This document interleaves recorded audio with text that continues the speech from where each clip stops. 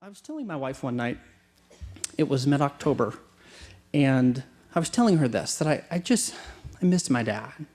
And the older I was becoming, and now that I had children of my own, and I started to evaluate myself against my father.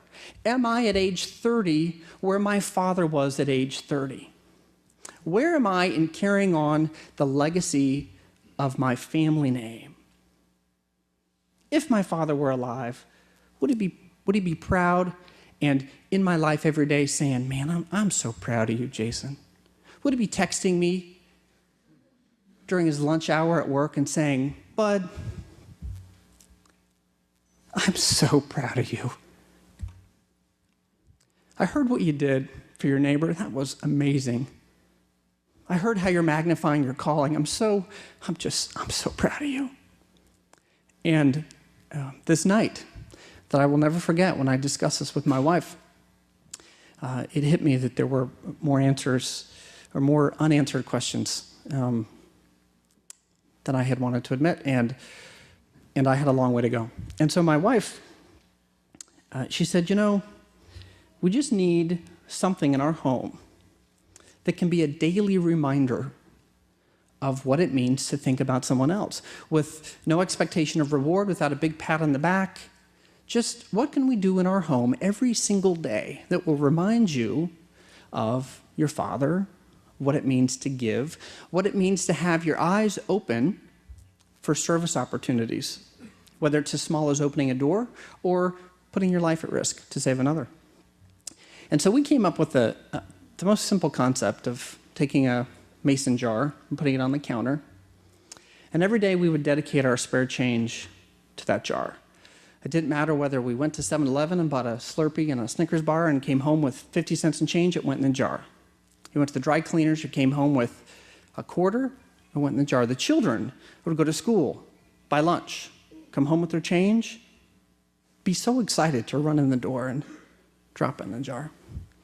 And over the course of 6 or 8 weeks, we came to love the sound of change dropping into the bottom of this glass jar and the sort of magic sort of clinking throughout the house. Because we knew for a few seconds we were doing something for someone else. Now, we didn't know what yet. We didn't have an end yet to this little family experiment. All we knew is that we were learning a little bit about the meaning of Christmas and a little bit about charity. And we talked often during these 8 weeks about what this would mean in our home when we eventually gave the jar away.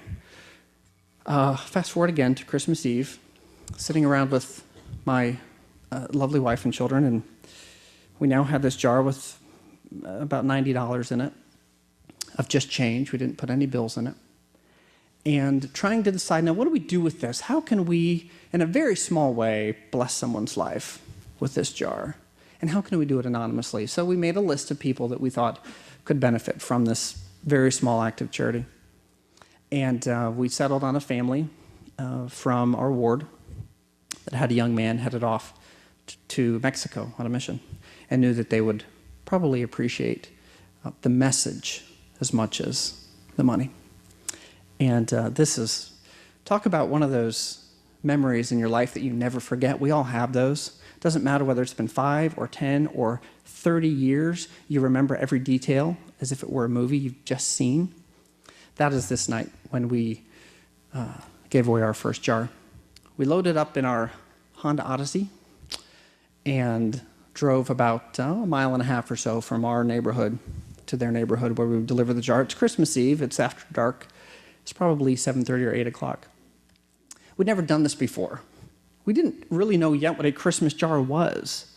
We only knew that we had this jar of money that we had been contributing to a little bit in small ways every day for the better part of 2 months.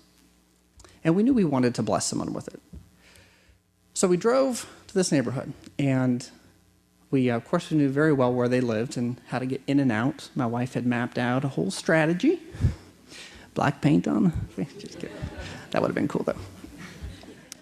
She dropped us off on the corner and then looped down around the block, came back, and parked behind some trees on the neighbor's property so she couldn't be seen. And I got out. I left my then one son in the car. I was afraid he would slow us down. And I took just my daughters with me.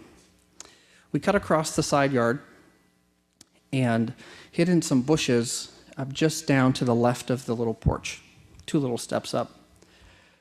And we sat there and we took a deep breath, and I looked at my girls, and they were so excited and scared and giddy, and oh, this is going to be fantastic. Oh, this is so exciting. And so I step up on the porch and I look around, and I'm the only one on the porch. And I look down, and my daughters are still crouched down in the bushes looking up at me. And my then 7-year-old says to me, we're not coming up. And I said, come on, you'll never forget this. And she said, we don't want to get arrested. Oh, boy. So I took this heavy jar and I set it on the mat, and I knocked on the door, and I didn't know what else to do, so I jumped off the porch and I stepped through the bushes and I started running back toward the area where the car should be, and I realized my girls were still in the bushes. So I ran back and I kind of scooped them up, and we are running through the grass. It's like sacks of potatoes on my shoulders, and we're running and we're giggling, and my wife pulled around with the door open. It's the only time she's let us jump in a moving vehicle. And we did probably 150 out of that neighborhood. I did not know a Honda Odyssey could go that fast. And speed bumps at that speed, by the way, are fantastic. And then we got home, and we rushed inside the front door and locked it up tight. And my girls just threw themselves on the floor in front of the Christmas tree. And that is the moment that I'll never forget.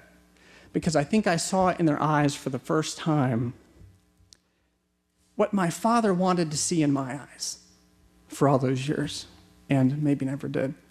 They understood what it meant at that moment to have their eyes open for service. If they didn't have the giving gene before them, that was the night it was born. I firmly believe that.